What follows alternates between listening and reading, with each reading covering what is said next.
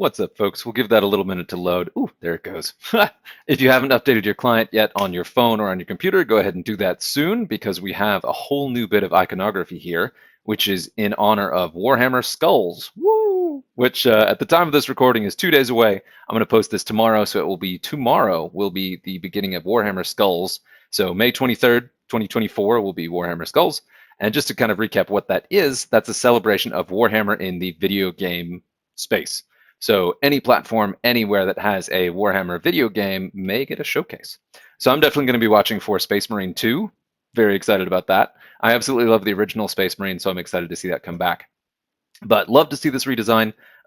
It is really funny. You don't even realize what an impact the kind of general decoration background and loading screens have on your experience when you open the game until it changes. And then it's a total refresh and it's all exciting again. So we've got all these cool little skulls in the corners because skulls. Got these neat little helmets in there that aren't quite skulls yet, maybe. That's not 1,000 Suns. Well, 1,000 Suns wouldn't have skulls in there either. But anyway, it's also a Chaos Battle Pass, so we're looking at Chaos Ascendant, and we also have some campaigns coming up.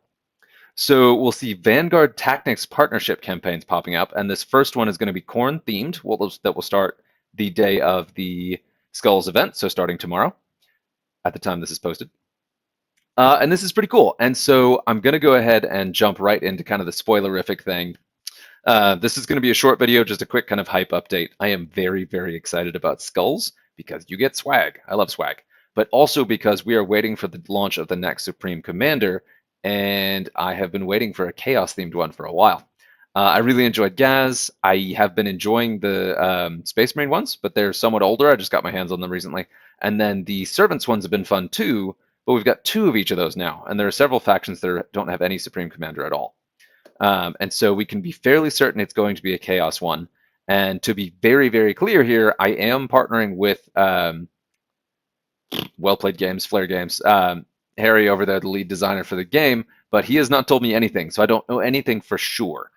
Just to be super clear on that, I'm not giving you any secrets here. This is pure speculation. So what we know is it is a Chaos Space Marines Battle Pass. All of the decoration on here is Chaos Space Marines, and more specifically, it is Black Legion. And the Supreme Commanders often are launched in timing with the Codex releases, and we just got the Chaos Space Marines Codex officially launched. So we are looking for a Chaos Space Marines Supreme Commander. And of course, the obvious one that a lot of people have been waiting for is Angron, the Primarch of the World Eaters? Yeah, Primarch of the World Eaters and the Khorne champion. But the World Eaters Codex has not dropped, if there's even going to be one in 10th edition. So the Supreme Commander of the Chaos Space Marines Codex is Abaddon himself. We've got a thunderstorm coming in. I was really hoping that would hit before this recording started because that would have been a really nice kind of audio backdrop there, but whatever.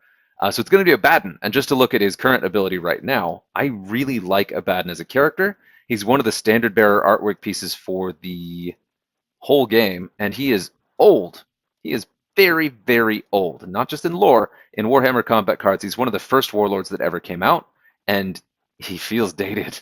So I would love a rework for Abaddon himself, and while the Supreme Commander isn't exactly a rework, it will be something that will fully showcase Abaddon, which I'm really excited about. Think about this guy, he's on the more expensive side, although the cheaper side of expensive, funny to say now, and could potentially see more price cuts, who knows. Really benefited from the addition of the secondary traits, so he's got both that fear and inspiring presence. Really benefited from the addition of fear because his ability only triggers when he's on the board, right?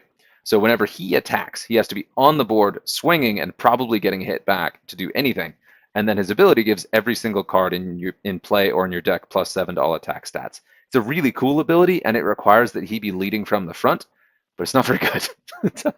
And one of the biggest bummers about it is he's, I think, one of the only warlords. I believe there are 3 warlords in the entire game now whose ability only triggers. Well, no, 4. 4 warlords whose ability only triggers when they hit the board, and that is Shadowsun, Farsight, Ghazghkull, base Ghazghkull, and then Abaddon, who all only have abilities that happen when they're on the board. Now, Gaz is kind of the least of those because his ability only affects himself, whereas the other 3 at least impact their bodyguards, with Shadowsun giving you the buff to attack stats and the heal, Farsight healing all the things and then giving you the melee buff, which melee tells the thing now. But Abaddon has possibly the best assistant trait for his other bodyguards, but again, he has to be on the board, probably taking damage to actually give you any benefit at all, and then it builds up fairly slowly. So fear, huge help to him. Throwing some taunt in there, huge help. But on the whole, he's a somewhat weaker warlord. Great stats, great traits. You can just run him in kind of a standardly good or standard good chaos deck, and he does fairly well. But he is, I think, in need of a rework. I really enjoy this deck with him. He's been pretty successful for me in Chaos, but by a mile not my most powerful Chaos Warlord, and it doesn't really feel like it gives full credit to Abaddon himself. So we'll see. That's my prediction. I think we get Supreme Commander Abaddon probably Friday, and there is a live stream to be announced at some point in the next couple days too. So hey, that'll be exciting. Yeah.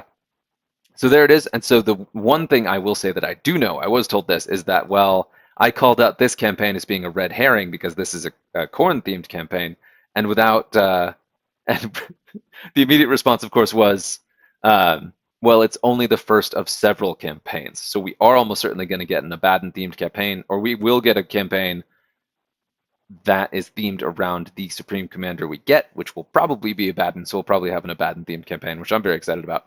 It's also pretty cool to see this partnership with Vanguard Tactics. There are a lot of partnerships and kind of social media shoutouts that are really ramping up, and it's pretty cool to see the popularity of Stephen Box himself from Vanguard Tactics. I just looked up who he was the other day. I'm familiar with Vanguard Tactics, but wasn't aware of Stephen Box. Sorry about that, Stephen, if you ever watch this. Anyway, so very exciting, pretty pumped for this, and so yeah, see you in a couple days.